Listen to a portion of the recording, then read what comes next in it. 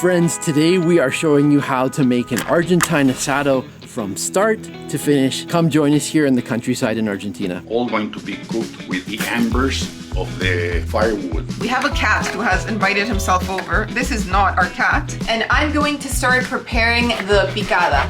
The picala is kind of like a snack that you have before the meat is ready. It tastes horrible, honestly, especially if you try it on its own. But if you mix it with Coke, it becomes bearable all of a sudden. The fly, when it falls inside the glass of wine, you squeeze it to get your wine back, okay? Yeah. An essential of the Argentine asado. You can't really have a proper Argentine asado without the chori pan. I give it a 10 out of 10. Not because I cooked it myself, because it's a spectacle of beauty in this barbecue. You cannot fail. Don't let me down. Go out and do it. So in order to make an Argentine asado, you need one key ingredient. That's called leña, which is wood. Now, a lot of people go out and buy the firewood, maybe from the supermarket or something like that. We are going to earn our asado with some sweat equity. No charcoal, no gas. Yeah, you don't do that here. Yeah, if you even try that, you lose your Argentine citizenship, residency, everything. And so we're going to gather the sticks, basically kind of like the kindling, and we'll gather some bigger pieces of wood too. So let's do that. So you've probably seen us doing this before, but collecting firewood has kind of become like a date night activity. Yeah. We grab our little bag. Date night in the countryside. Hey, we don't go out for fancy meals. We don't watch Netflix series at the moment. We go out and we gather some sticks here in on the property. Out basically. Into the bush. How romantic. Hey, I like it. I like it. I wouldn't have it any other way. So my favorite type of kindling to get the fire going is actually eucalyptus bark. It just catches fire so well. And it also just has a really nice aroma. Thankfully, we have lots of eucalyptus trees here on the property and the bark is just constantly shedding. So we've come to the bottom of a tree, we're just gathering some up and that'll mean the fire will just catch instantly and we can start cooking. Here we are unloading the wood. And then let me explain. So we're gonna make the fire on this side and then we're gonna cook over on that side. So this is like a two-step process. So here we are picking the different cuts of meat we'll be cooking today. We've got some chicken legs, and then this is our beef tray. We have a cat who has invited himself over. This is not our cat. But I don't know, he knew there was a barbecue somehow, so there you go, cat. There you go. And okay, my dad's selecting the different cuts of meat. We have a lot of variety today. Yeah.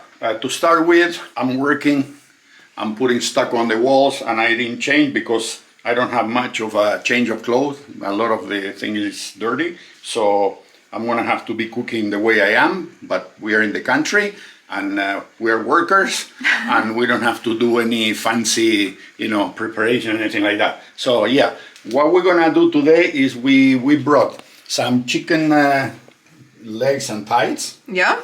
We have what is called here asado de tira. It's got the bone in the back. We have two blood sausages. We have 4 sausages. And we bought another brand, but we're gonna keep it for next time. This is a cut of meat that is supposed to go on the grill. I don't know the translation in English. It's called aguja parrillera. Looks a bit like a steak, sort of. Yeah, it's like a, there. Good piece of meat. The cat's like, yes. Let me pull out my claws and try and get something. Do you want? I just gave you. Let me see what he can have. A little bit of fat for this piglet who invited himself over. What a smart cat. Smart countryside cat. Now, what we're gonna do, we're going to salt the meat. Here in this country, when you do barbecue, usually the meat, the only thing it gets is salt. There is a salt that is specific for a barbecue. Yeah, it's coarse. It's like big grains of salt. It's not 100% coarse and it's not fine. It's something in the middle, okay? And that, for some reason, it gives it a different salty taste. We don't have it. We're going to use regular household salt. It'll do the trick, but it's not the proper way. Just so you know, you have to buy sal parrillera, barbecue salt. So, Kat, you're gonna have to wait. Today we're gonna do some sort of like a tutorial. Yes. How to do your Argentinian barbecue, because there are lots of people that have been asking in the comments if we could explain how does it work and how is it done. This is a type of barbecuing which is a little bit different. This is all going to be cooked with the embers of the firewood that we're going to be using. It does take a little bit more work to do it, and you need to have a specific kind of setup, which in a lot of cases a lot of people will not have. Even let's say you live in a building, an apartment building, I don't think you're going to be able to have a thing like this to barbecue with firewood. But if you go into the camping or someplace by a lake where they have those picnic tables and they have these cooking areas, sometimes they have like these grills, and in those places you can try to do something like this, you know? Okay, so it's me in the kitchen now, and I'm going to start preparing the picada. The picada is kind of like a snack that you have before the meat is ready, because this is a very long process. It takes a while to grill the meat. So we got some bread, which I'm going to be slicing. Then I also got some salted peanuts here. I have some cheese. This is called pate gras. I'm gonna cut it into little cubes. And I have a salame. This is a salami that I'm also going to be slicing. And this is all very basic, very simple, but it's going to fill our bellies. And in the meantime, we've also got the beverages flowing, let's say. So we're gonna show you Fernet y Coca, which is a classic here when you barbecue. And then we've also got the wine for once the meat is ready. So let's prep.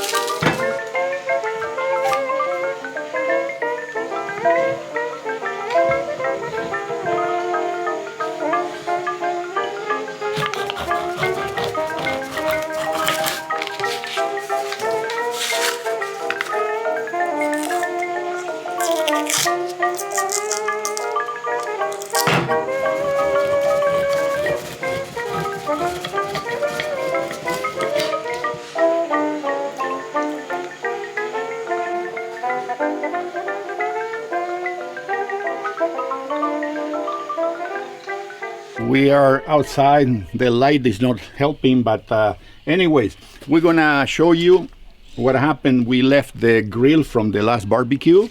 Nothing has been touched. So if you're going to barbecue, you have to do a couple of things here. First, what we do is we burn the grill itself, okay? Why do we burn it? Because usually from the last barbecue, you have all this leftover grease. Somehow that after when we start cooking again, it could have like a foul taste. And if you put the meat on top of that, the meat could grab a little bit of that funny taste.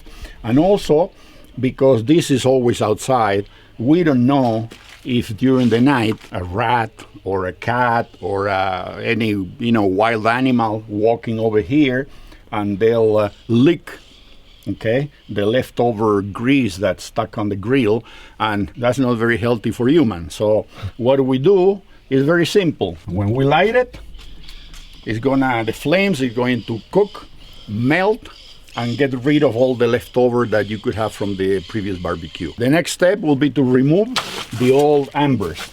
Perfect. And then that gets dumped into the compost section. This part is very important, especially if you're going to use hardwood and if you're going to barbecue, let's say, a couple of days in a row. When you remove the embers, you live in an area like this, or you go into the camping ground, whatever, make sure you discard in some sort of a container where you cannot cause a fire. This is very easy to misjudge and thinking, oh, there is nothing there.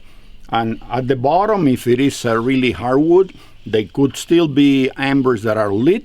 And if you just grab them and just throw them out, you can create a forest fire or some sort of a accident like that. So make sure that either you put water or you put it like this, you put it in a metal recipient and leave it there for a day or two, and then you discard. And you'll be surprised how long do the embers can survive lit under the ash, you know? So be careful. Don't say that I didn't warn you. And now we have to light the fire.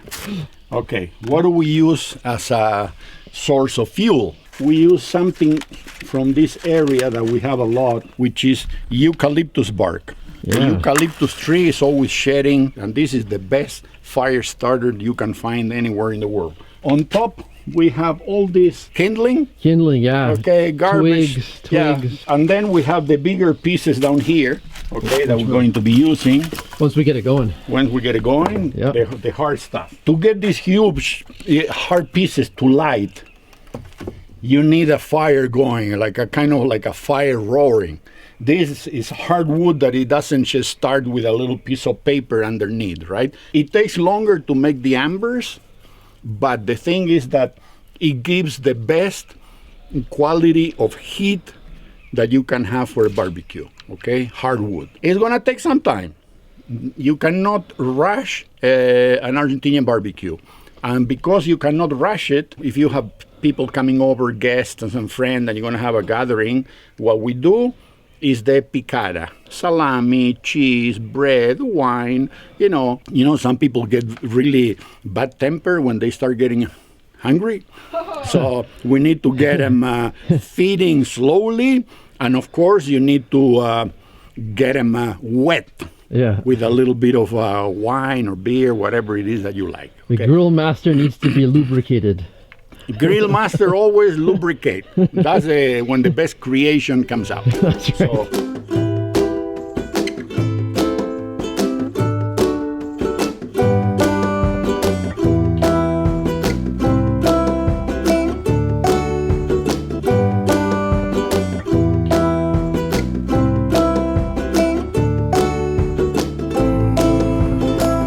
Salud. okay. This is from yesterday. Cheers. Chateau Viejo. We had a little bit of wine left over from yesterday, the night, when we had some empanadas. So we decided, okay, this is going to be our spice up while we do the barbecue. Oh, look, a little fly. What are you doing there? You want to drink too? Extra protein. The fly, when it falls inside the glass of wine, you squeeze it before you throw it out to get your wine back, okay? Yeah. So, salud. Salud. Okay, so the picada is served and you've got company over your shoulder there. Well, thanks for making it, Audrey. You did the whole thing. So we've got a cat. I'm going to give it a little piece of cheese. It's been eating well. It's been eating well all day. Well fed. Well fed. So the thing with the picada is it's delicious. It's so tasty. The really good quality meats and the cheeses and the breads and the peanuts and the dips and all the stuff that you're served and the wine is so good that you've got to exercise a tiny bit of self-control, because you could easily turn this into a meal, fill yourself up completely and not have any room for the asado, because that takes a few hours to prepare. So my tip is to, enjoy it, but don't go hog wild. Pace yourself. You gotta pace yourself. You gotta pace yourself, because there's been times in the past that I've skipped breakfast and I've been really hungry while you're eating it, and you regret it later. So as you can see, the fire started roaring. Another thing, do not, I repeat, negative, to use fuel to light a fire for a barbecue. It doesn't matter what kind of fuel, just do not use it. Other than a piece of paper or something like that, nothing, because it's going to smell and it could give the meat a foul taste. So fuel, gasoline, kerosene, lighter fuel, fluid, all that stuff is a no-no. So now that we have enough flames, we're going to burn the grill. You see all that stuff that is left from the barbecue before? You see all that is grease, all that stuff that needs to go. Now it is time to remove the grill. It's been burning over the fire. Yeah. So my dad is improvising here with two little sticks like a drummer. Let's see what you're gonna do.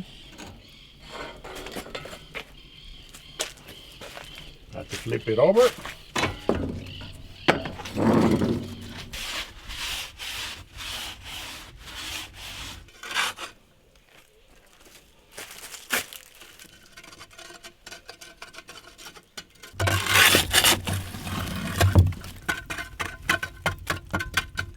So now we're going to make a drink which is typical from the province of Córdoba. This is called Fernet y Coca or Fernandito. Fernando. Fernandito. So basically, we're going to be using something called Fernet Branca. This is an Italian liquor, digestif. It's very medicinal in its smell, in its taste. It tastes like crap. It tastes horrible, On its honestly, especially if you try it on its own. But if you mix it with Coke, you put a bit of ice, it becomes bearable all of a sudden. So typically, the balance you're looking for is 30% Fernet and 70% Coke. We didn't have any ice cubes, so we actually shoved the Coke in the freezer, and now it's turned a little bit slushy, I can see in some areas. The glass, it has to be slanted, he says. Okay, so let's start with one glass here. Let's do 30% Fernandito. Fernandito. And now we are going to add the Coke with the ice already incorporated, essentially. This, now we tilt the glass because we don't want just foam. So there we go. A little bit of foam at the end. A little foam at the end. There we go, there we go, there we go. Oh, that's beautiful. Nice job, Audrey. Okay. There we go. So that is the Fernandito, Fernet y Coca. Who wants the first one? Daniel. Let me try this. Let's see. Let's see what you think. Ooh, we got mountain views here. Beautiful. How's that? Is that refreshing? Oh, it's good. All we need is cuarteto music. Also from Córdoba, you know. Yeah. Yeah. A lot of noise. No, but this is good. If you try it on its own, it's basically something kind of like medicinal. Yeah. It's like a Like cough syrup. digestive that tastes like cough syrup. Is awful. I mean, awful is not enough. But if you ever have an upset stomach, like you feel like your stomach, you feel like you want to throw up or something like that, and you drink a little bit of Fernet, pure, with Coke, pure, that will settle you like 100%. This was like something that was created, what, in 18 something? 1845. 1845, with all kinds of herbs and roots and stuff like that. It's a secret formula, and it was developed for digestive problems back then in the day, right? And then here in the province of Cordoba, they got to it and they decided to mix it with Coca-Cola. And this is the drink of choice by the young people that go to dance in the discotheques at night and stuff like that. Yeah. And be careful, because even though it's made out of herbs, it carries a punch. Huh? It carries a kick. Whoa, 39%. Yeah, it's almost 40% alcohol. It's So it's like it's like having vodka or something. yeah, you know? don't be fooled saying, "Oh, this is just herbs and it's a digestive. It doesn't have any alcohol." No, if you drink it and you drink enough, you're You're gonna be buzzed. it's not gonna for it's sure. gonna be good. Where were we? You're giving us a quick explanation about how to place the meat on the grill. There's a specific method, it turns out. Yeah, the meat, if you have it in the fridge, it's very important to take it out of the fridge maybe a couple of hours before you barbecue and keep it at the room temperature. It will cook better. Whenever we are dealing with meat that has bone in it, like this cut, you see, this is a piece of the rib here. It has the strips of bone. The bone will always go towards the heat, like that. So face down. Bone Face goes down. face down. Yeah, what happens here is that the heat will really warm up the bone. It'll go through it and start cooking the meat through the bone, slowly. The key here is to cook slow. You cannot push an Argentinian barbecue and try to do it quick, and what's going to happen is that the meat is going to get cooked outside, probably charred, burned, and inside is going to be raw, and that's a no-no. The meat has to cook very slow, very evenly, at a slow pace, but at a steady pace. That's why you have the picala, so people do not starve while you're cooking, okay? This is like a cultural, religious experience almost, okay? A barbecue. This is something that it takes time, okay? We usually start a barbecue with the fire and stuff like that at around 10:30, 11 o'clock in the morning, and by the time you eat and everything, it could be 2, 3 o'clock in the afternoon. And then it keeps going, right? Okay. And then you put your hand there, and you start counting. 1, 2, 3, 4, 5, 6, 7, 8, 9, 10. Between 8 and 10 seconds, when your hand cannot take the heat anymore, okay, that's the right temperature to do a good cooking barbecue. If you put your hand here and you go 1, 2, 3, 4, ouch, you are too fast. You have too many calories under the grill, and the meat is going to cook a lot outside and not enough inside. So you gotta pace it all the time, constantly. Every time you add new embers, you put your hand there and kind of on top of the meat, check it. And that way you'll never fail, okay? So the meat's on the grill, the chicken's on the grill, the blood sausage is already cooked. All we need to do is warm it up. If you wanna eat it as part of the picada, you put it right away on the grill, and it's going to be maybe 5 minutes. You're gonna see that it starts getting really soft and kind of, it wants to open up. So it's just a matter of getting it warm and you can eat it. Another thing is that you don't need to have this installation to make an Argentinian barbecue. You can just put the grill on the floor, make the fire close to it so you can catch the embers. Very useful to have something like this, so you can scoop up embers and put under the grill, right?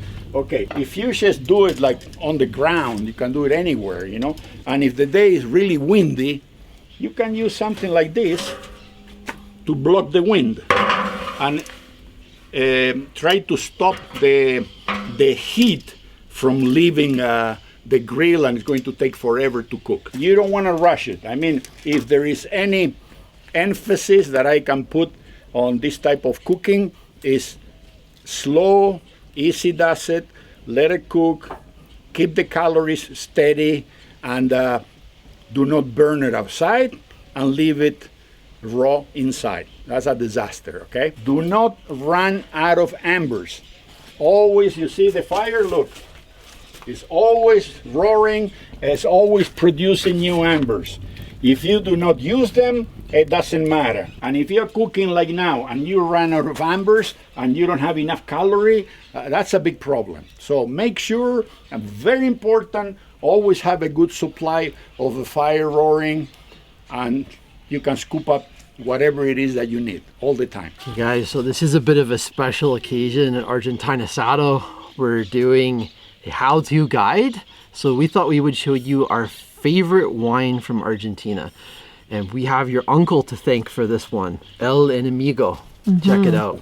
My Peruvian uncle discovered this wine, loves it, told us about it, and now it's one of our favorites too. He has a real, I guess you would call it a knack or an ability to find really good bodegas and really good wines here in the country. And this is his personal favorite. We tried it for the first time in Lima, and now when we can pick it up in Argentina, we do. It's definitely not cheap, so this is definitely one that you want to save for a special occasion. And I would call this a special occasion. We're having our epic Argentine Asado here in the countryside, so I'm going to open it for us. And the reason I'm opening it early before we're having it for the meal is that I want to give it a chance to breathe. We don't have a decanter on us, so what I'm going to do is open it up, put it in the shade, and just give it a chance to breathe. It's going to taste a lot better that way.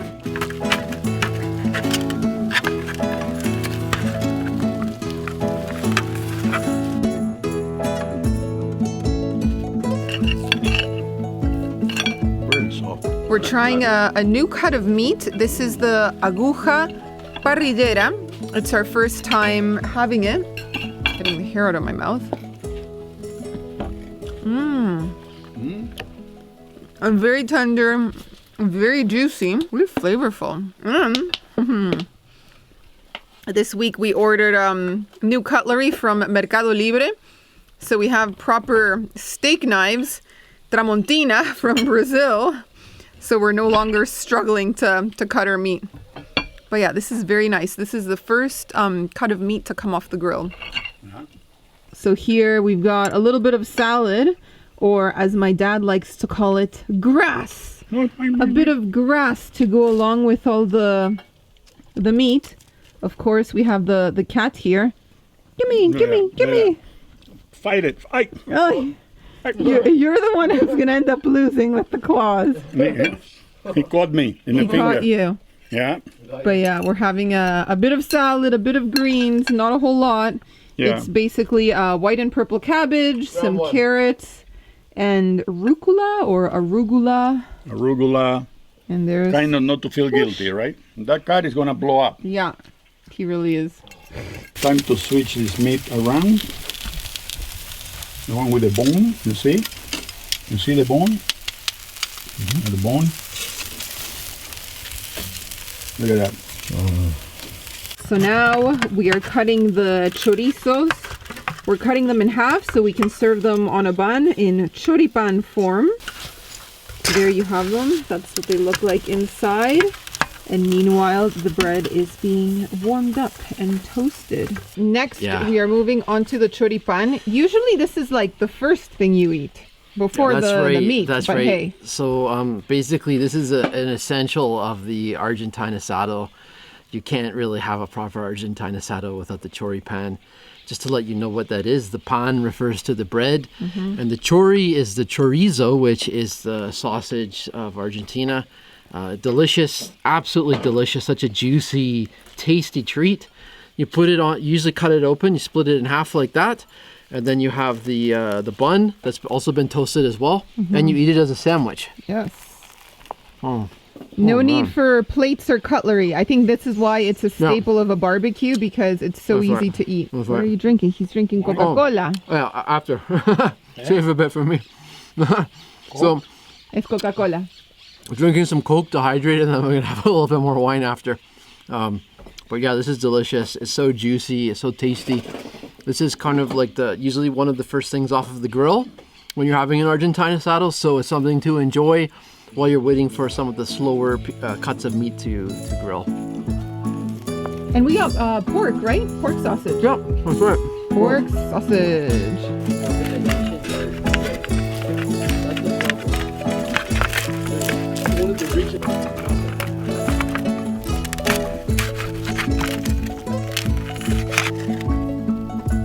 Wow.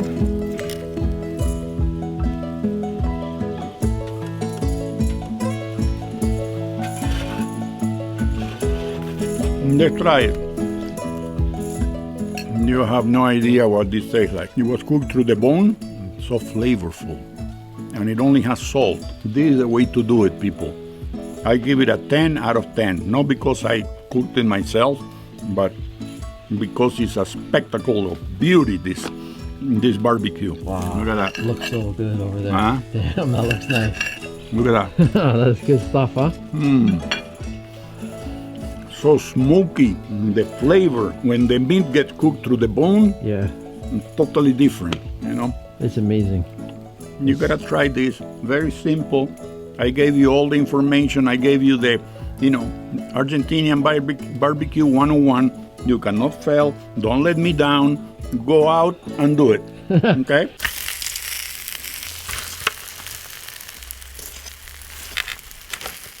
Ooh.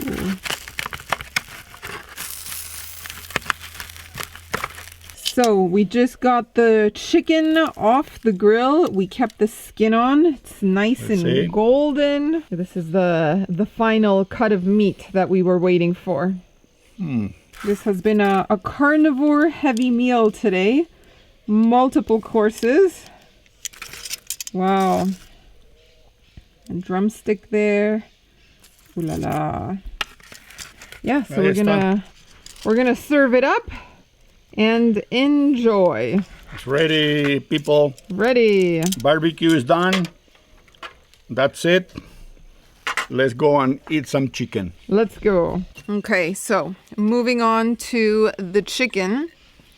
I just want to show you the skin, how it is nice and golden, brown, crispy. Very, very good. Nice way to end off a multiple course barbecue. Today we went very light on the salads. It was very minimal, but we really enjoyed the meat. So we were stuffed beyond explanation is all I can say. Well, We have arrived to the end of that feast of a barbecue. it was the best part of the day, right? Yeah, and it was several hours long. Yeah, you know, when you do the Argentinian barbecue, it's not just a barbecue. It's an event. It's a way of life. The way it's designed to be is to have a lot of people, a lot of friends come over, and, you know, it's a lot of talking and interacting and blah, blah, blah, and chatting and getting, you know, the last news of each other. And in the meantime, the barbecue is going because it takes time, okay? So this is not something for people that want to have a gathering and say, okay, people are coming at 12, it's going to be ready at 12:15, we eat and everybody goes home. No, none of that, okay? Here, life is a different, way of life, okay? Barbecue is something a little bit more than that, okay? It's a gathering, it's family members, friends. It's a whole day event, okay? So, but as you can see, it's not a rocket science, okay? Anyone can do it. And like I said, don't look at the barbecue installation that we have over here, and if you don't have it at home, you think, oh, look, I don't have that, I cannot do barbecue. No, totally wrong. You can have a small grill, and if you don't have anything else, you just get a couple of bricks in each corner of the grill, you know, two bricks. You put the grill on top, and you make the fire right next to it. You put the embers, and you can barbecue. If you don't want to burn the grass or in the backyard or wherever you are, you can build yourself a little platform with what do you call those? Paving stones? Paving stones. You know, the square concrete stones that are about this thick, you know, and you put a couple of them where you're going to put the grill, and a couple of them where you're going to build a fire. So you don't destroy the backyard, you don't destroy the grass, nothing. So you have the fire going, you have the grill, scoop up the embers, put under the grill, put the meat. This is something that anyone can do. The basics is follow the rules that I showed you here in the video. Do not rush it. That's the main thing. Do not rush it. Do not burn the meat outside and leave it uncooked inside. This is not the way we eat it over here. It could be nice and pink inside, but it has to be still cooked enough so, you know, it's not like you cut it and it goes moo, it's still alive, right? So yeah, that's the main thing. Anyone can do it. You can have fun. You can invite your friends. The meat here is very good, so we should use salt. In some parts of the world, if the meat is not as tasty, you can use spices like barbecue spices that they sell. In a lot of countries, they sell them, you know, in a big, like a jar, and you just, you know, sprinkle on both sides and put it there, and it's going to give it a little bit of a flavor. You can have chimichurri, which is very easy to make, and yeah, this is it, you know. But like I say, it's not quick. It's not a 15-minute fix unless you want to do hot dogs and hamburgers. Then you can flip them over, you know, a couple of times and you have them done. But if you want to have different cuts of beef and they're, you know, nice and some of them are thicker, then it's going to take some time. And yes, you can see not every piece is going to come out at the same time. If you see in the video, the first piece that came out and was ready to eat was the one that did not have any bone in it. Then we had the sausages. Then we had asado de tira, or the one with the bone in the back that it cooked through the bone. And then finally we had the chicken, because the chicken was frozen, and last night we forgot to leave it outside, and it did not thaw enough and quick enough, so it took more time for it to cook. It did cook, but it was the last to come out.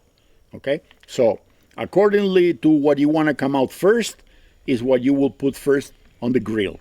If you want the sausages first, okay, put them in 20, 30 minutes before of the meat. And then the sausages are going to be almost done. You can feed the people with the choripan like a sandwich, and then the meat is cooking. By the time they finish eating the sausage, the meat is going to be almost ready. The beef, you can take it out, or the chicken, whatever. So you time yourself. Well, what do you want to do here? What comes out first? You know, of course, you know, what you put first on the grill is going to come out first to be able to consume. So that's the whole point. I hope with this tutorial that we've given and we made, you have enough to become a good pit master. And of course, this is only one of the options that we have in this country to cook meat. I mean, and there are so many others, but that's a different story. This is like a Argentinian BBQ 101, let's say. You know, so with this you can start practicing, and the best is not to be afraid. Very important. Do not be afraid to try. It is follow the steps. That's all it is, you know. Just make sure that you have enough calories. Like I told you, 10 to 12 seconds with the hand on top of the grill. That's perfect. Slow cooking, and then have enough embers. Do not run out of embers, and then just chill out. You know, like Argentinian barbecue is not first world go has to be done in 15 minutes. No, here is time is a different story, right? So Exactly. I hope it helps you, and let us know in the comment if you tried it, how did it come out, and good luck. Good luck. So Bye. long.